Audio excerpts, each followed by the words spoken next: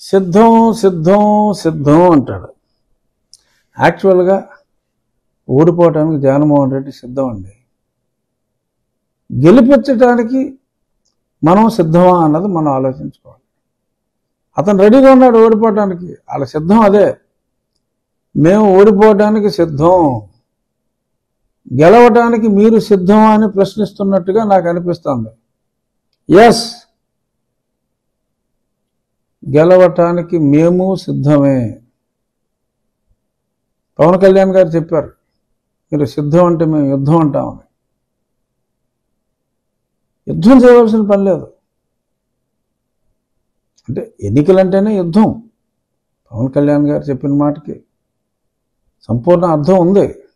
కానీ నేను చెప్పేది ఏంటంటే, వాళ్ళు ఓడిపోవడానికి సిద్ధం అని చెప్తున్నారు, మనల్ని ఎగతాళి చేస్తున్నట్టుగా నాకు అనిపించింది. అసలు గెలవటానికి మీరు సిద్ధమా అని. అంటే మీకు సిగ్గుంటే మమ్మల్ని ఓడించండి, ఓడిపోవటానికి మేము సిద్ధం అని జగన్మోహన్ రెడ్డి చెప్తున్నట్టుగా.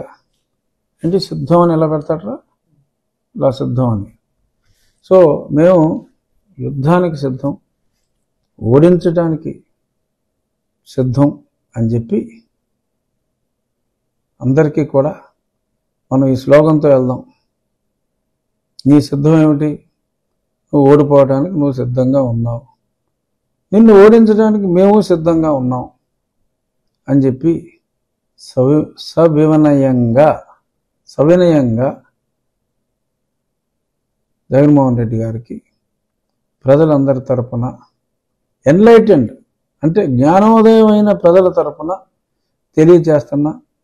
ఇంకా జ్ఞానోదయం కాని వారు ఉంటే కుల ప్రభావంతోనో, మత ప్రభావంతోనో, ఇంకే ప్రలోభాలతోనో, ఇంకా జ్ఞానోదయం పరివర్తన కలగని వారు ఎవరైనా ఉంటే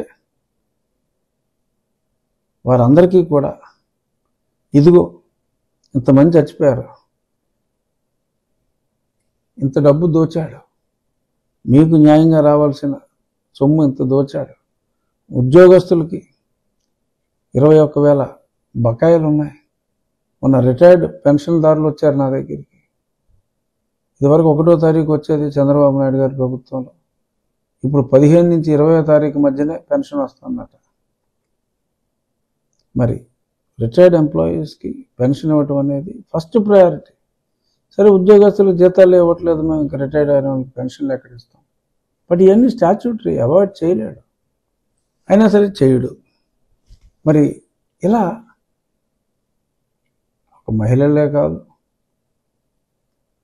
పురుషులే కాదు, ఉద్యోగస్తులే కాదు, నిరుద్యోగులే కాదు, విద్యుత్ వాడకందారులు కాదు, ప్రతి ఒక్కడు, ధనికుడు పేద అనే తారతమ్యం లేకుండా అందరినీ కూడా అతి దారుణంగా వంచి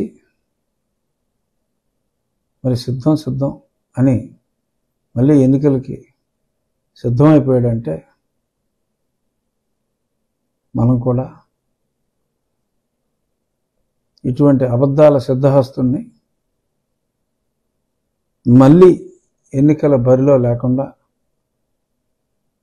చాచికొట్టి ఓటు ద్వారా పర్మనెంట్గా ఇంటికి పంపించేద్దాం.